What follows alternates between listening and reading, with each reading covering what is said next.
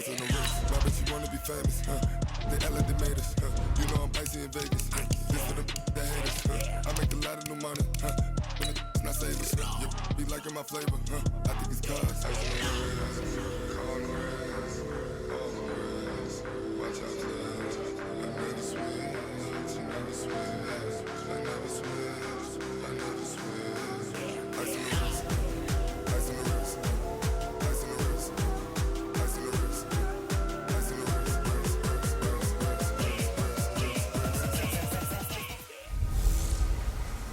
Hey everybody, it's the coach. This is the NFL on EA Sports. Straight ahead, we've got what should be an interesting matchup. From the banks of the Ohio River, there's a look at Paul Brown Stadium here in Cincinnati, Ohio. Coming up, we've got what should prove to be a good one between the Los Angeles Rams and the Cincinnati Bengals. Here's Randy Bullock now to put toe to leather, and we are underway from Cincinnati. And they're going to start this drive in pretty good shape as they get it up past the 30. So out come the Rams now for their first possession. They'll be led out by their quarterback, the guy out of California, the former Cal Bear, Jared Goff.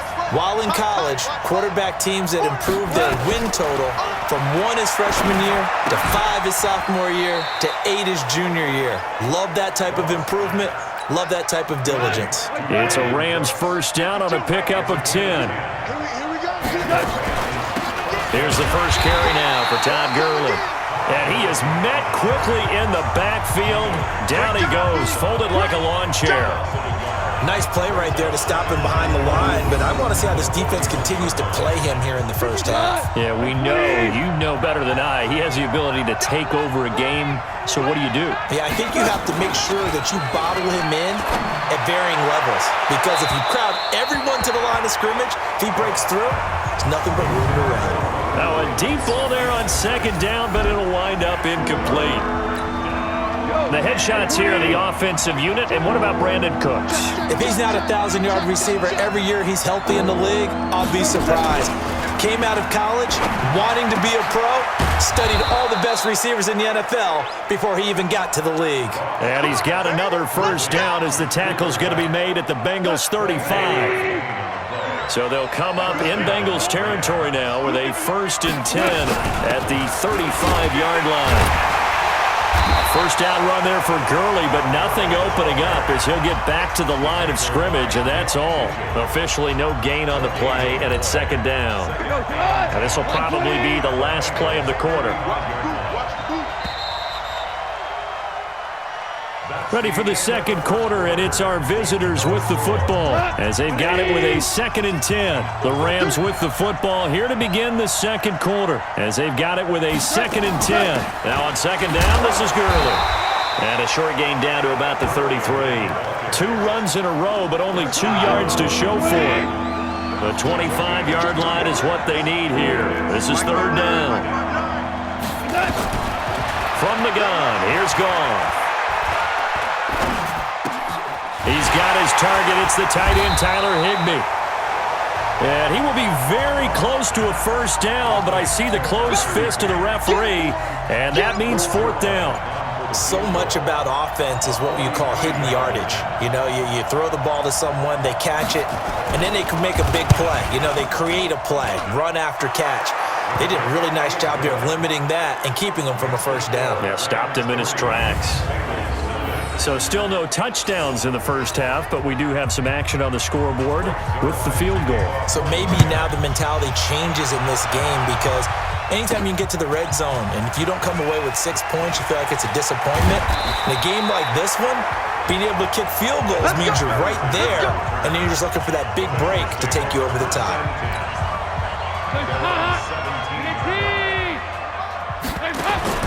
First and 10 for Dalton. This one grabbed by A.J. Green. And mark him down way up close to the 40 at the 39. A well-executed 22-yard gain. From up near the 40 now after the big play to start. Here's another 1st and 10. Here's Dalton on the run. He'll let this go deep right side. And that is going to be pulled in one-handed. Wow. A A big play there just before halftime. 54 yards. There you have it. Halftime quickly over. Third quarter, here we go. These offenses seemingly still back at the hotel for the first half. 3-0 our score as the second half gets underway. That'll be taken in the end zone. And in hindsight, probably should have stayed where he was as he'll only get back to the 16-yard line.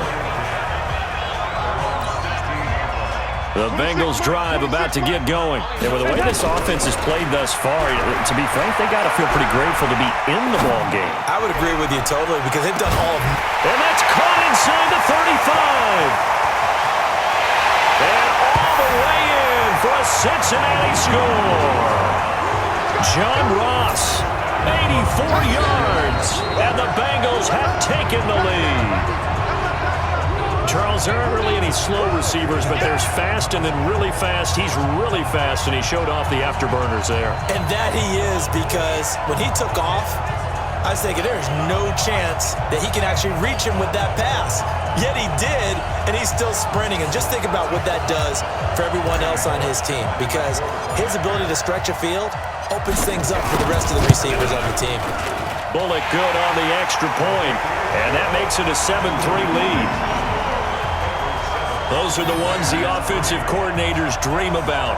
One-play drives from that distance. What an effort. It results in the touchdown.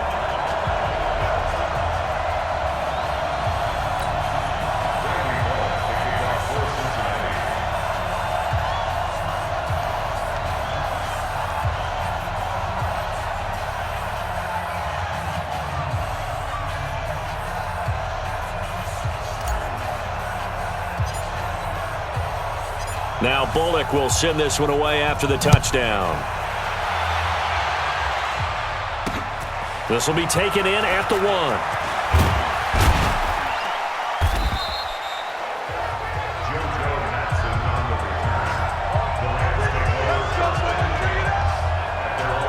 Out come the Rams. They'll have it first here to begin the third quarter. They trail offense, first time to touch the ball in quarter 3, and we'll see what they can do. And I can't wait to see what they have planned, because some teams script to start a half. Other teams just go, okay, these are the sequence of plays we want to run. These things worked well for us. And sometimes they throw in that big chunk play right away. Shocker. Try and get after them early and try and create a big play to give themselves some momentum. See what they have up their sleeve. Another carry now for Gurley. And he'll only get a yard to bring up 3rd and 1. I have to think a major focus of the halftime meetings had to be figuring out how to create space for the running game to get operating. Well, what you pointed out to me at half seems accurate. That line has struggled to sustain blocks. Yeah, I would agree with that totally. They've got to focus on staying on their double teams at the first level, make sure that block's secure before they slide off and try and chip someone at the second level. I'd say they've got to find a way to get him going. He's such a big part of their offense. I wonder if they might throw it a little and come back to the run. Anything, because you're right. He's pretty much been completely neutralized. Erickson now to return. A very good return there. Give him an even 20 yards. And the Bengals will take over here 1st and 10.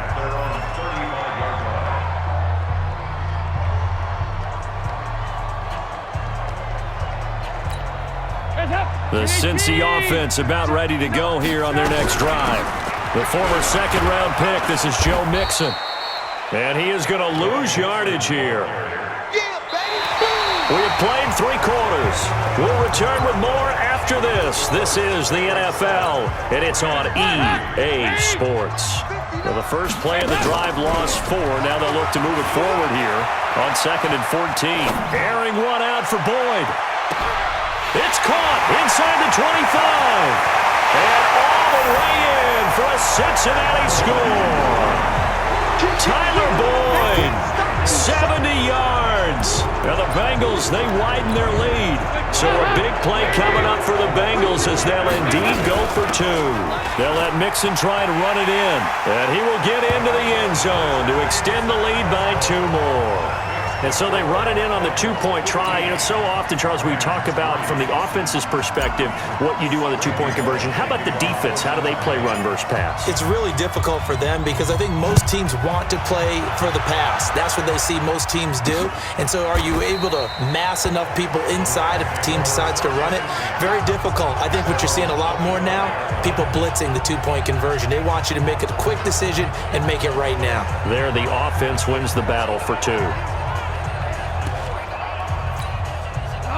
120. Mike is 59. Mike is 59. Get in the weight room. Get in the weight room. A play fake to Gurley. Now gone.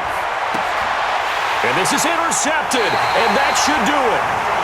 William Jackson with a pick. And that one, Charles, is just going to about wrap up what was no doubt a dominating defensive performance. Yeah, I don't care what team it is. I don't care who you play, whether they're strong offensively or not. Just giving up 3 points in the NFL, that's absolutely a dominant performance and one that they can build on. Now the Cincinnati offense ready to see what they can do here. And a few kneel downs should just about do it. Now defensively they do have all 3 timeouts, but very little reason to use them at this point. That's going to set them back 5 yards. Still first down. Now they need 15 yards on this series after the delay of game. 1st and 15. After the penalty, it's Mixon. The Rams going to go ahead and use the first of their timeouts as they'll talk things over prior to this upcoming second down play. This, in all probability, another run here on 2nd and 8. Again, it's Mixon. They find some open field here. And he's free going down the left side. It's a foot race. And he'll take this into the end zone for a Bengal TD. Joe Mixon, 37 yards. And the Bengals, they widen their lead.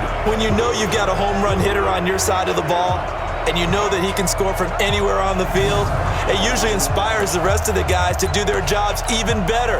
That resulted in a lot of great blocks downfield because they knew if they gave him space, he could do exactly what he did, put the ball in the end zone. And he got it on the touchdown run, but he won't get in here. He'll be stopped short, and they'll come up empty on the try for 2.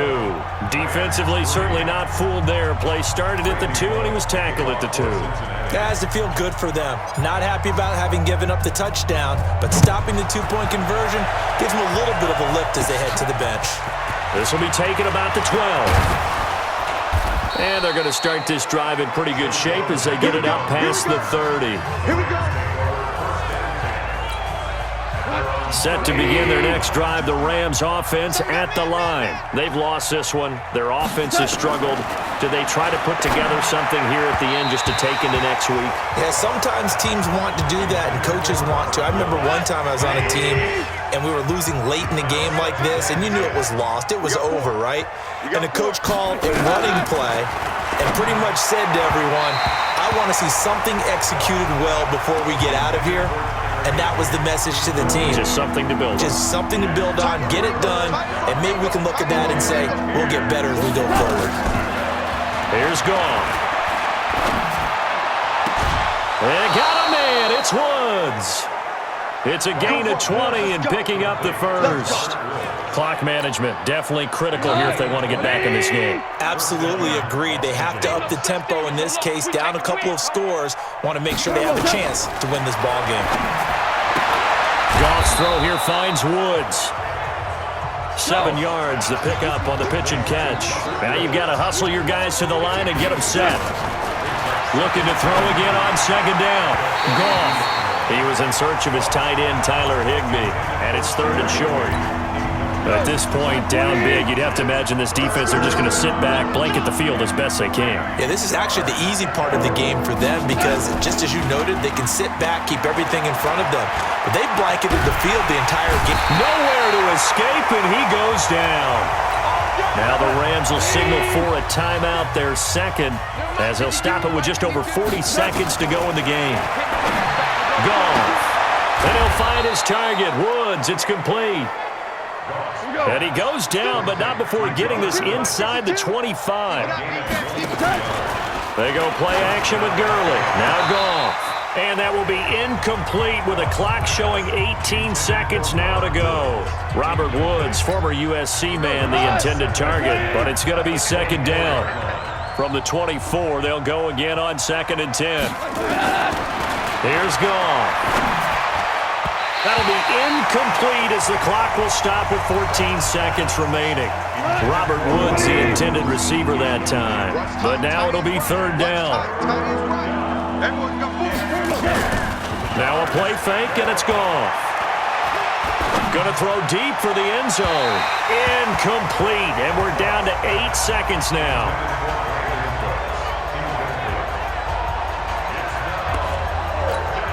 The 3 straight incompletions, they don't care. That hasn't dissuaded them. They're going to go for it on 4th.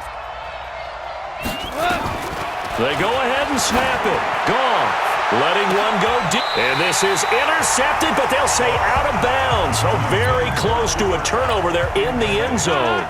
They had to go for it with such little time remaining, and the Bengals will get the football back. He'll run it. And he takes this up to the 40-yard line before being corralled. So this one in the win column now for the Cincinnati Bengals. And they were buoyed, Charles, by a big second half to put this one on ice. And I know a lot of people watching this one were thinking to themselves, I bet halftime was really interesting. Probably took the paint off the walls with some of the words that were said. But I get the sense it was much more of the adjustments they made. They came in with a game plan that we saw that didn't work in the first half. They made the adjustments necessary, went away from that, and then they got it together, got a spark.